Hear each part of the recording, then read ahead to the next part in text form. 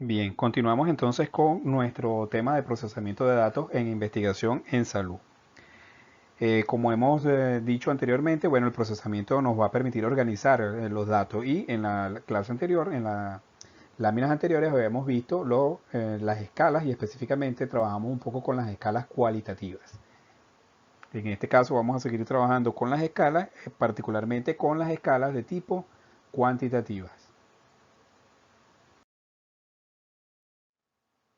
Recordando, la escala pues entonces es un atributo, es una cualidad que nos va a servir para diferenciar los datos, es decir, representan esa característica que nos permite discriminar o clasificar los datos o los datos obtenidos en la investigación en función del criterio que se establece para la diferenciación de los mismos. Y reitero también la importancia de las escalas, porque ellas son las que nos van a permitir discriminar, seleccionar el tema de análisis de datos o digamos eh, las herramientas estadísticas, ¿verdad? Que yo puedo utilizar para hacer mi análisis de datos. Entonces debo conocer muy bien el tipo de escala para poder aplicar las estadísticas. En este caso, entonces vamos a trabajar con las escalas cuantitativas, que son más precisas que las escalas cualitativas porque además de permitir esa diferenciación entre unos individuos y otros, me van a señalar también las diferencias que hay entre los mismos, cuán grandes son las diferencias que existen entre ellos. Es decir, me cuantifican esas diferencias. Por ejemplo, la determinación del peso, la estatura, la edad, el pulso, la tensión arterial de una persona, la división de la familia según el número de hijos que tengan, o de acuerdo a sus ingresos, se hace mediante el uso de escalas cuantitativas. Las escalas cuantitativas a su vez podemos subdividirlas en escalas interválicas y escalas de razón. Veamos un poco qué significan y algunos ejemplos. Entonces, reiterando, las escalas cuantitativas las podemos dividir en escalas de razón y escalas de intervalo o interválicas. En este caso, una manera de poder diferenciar o de tener rápidamente un criterio sobre lo que son las escalas cuantitativas y si son interválicas o de razón es la propiedad del cero. Si el cero es absoluto, estamos en presencia de una escala de razón. Si el cero es relativo, estaríamos en presencia de una escala interválica.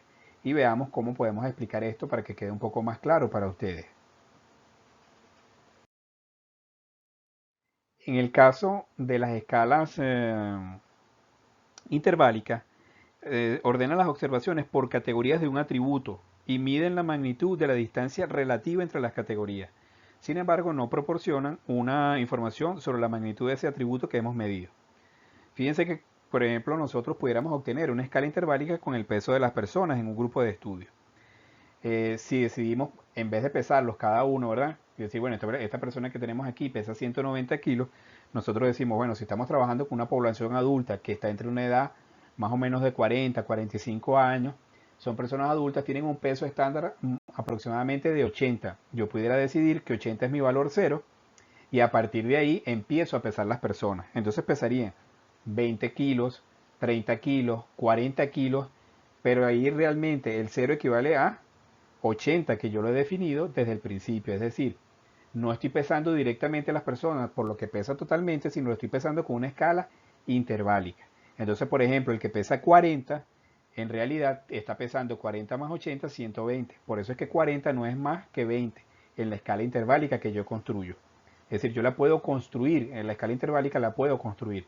Pero vean ahí que el cero es un cero relativo. Porque yo desde que parto de la investigación digo que el cero equivale a 80 kilos. En el caso de si fuera peso. La que más se utiliza y que es así como más práctica, la utilizamos de manera cotidiana, es la temperatura. Ustedes que cuando ustedes dicen, bueno, si tenemos un agua que está a 80 grados, significa que está mucho más caliente que 40, pero no significa que sea el doble de 40. O, por ejemplo, en el cero, si nosotros decimos que la temperatura está a 0 grados centígrados, no significa que no hay temperatura. Lo que significa es que la temperatura es muy fría. De hecho, es el punto de congelación del agua, ¿verdad? Entonces, vean, eso es un ejemplo claro, típico de lo que significa el cero en este tipo de escala. Si la escala no, si el cero es relativo, ¿verdad? Porque tiene otro valor. Cuando queremos decir relativo es que depende de otro valor o depende de una interpretación. Entonces no es una escala de razón, sino que es una escala interválica.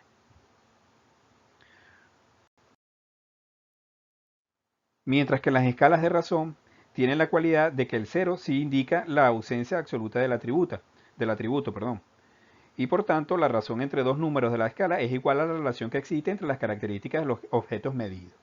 Es decir, cuando se expresa que un objeto pesa 8 kilogramos, también se puede decir que pesa el doble de otro que pesa 4 kilogramos.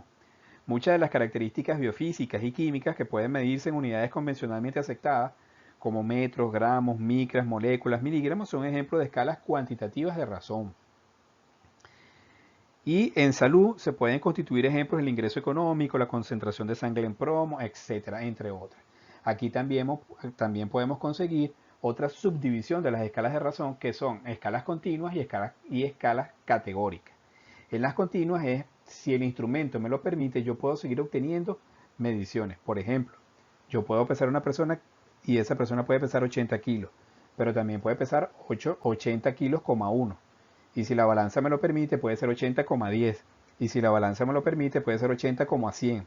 Es decir, entre 80 y 81 caben una infinitud de posibles medidas, siempre y cuando el instrumento me lo permita. Mientras que es categórica aquella que acepta solo valores enteros. Por ejemplo, yo puedo aquí decir que hay 7 personas, pero no puedo decir que hay 7,1 personas o 7,5 personas o 8,3 personas. Es decir, solamente acepta números enteros. Esa es una escala de razón y además es categórica. A continuación, como viene siendo costumbre, los invito a ver un video que sirva como apoyo a su proceso de aprendizaje.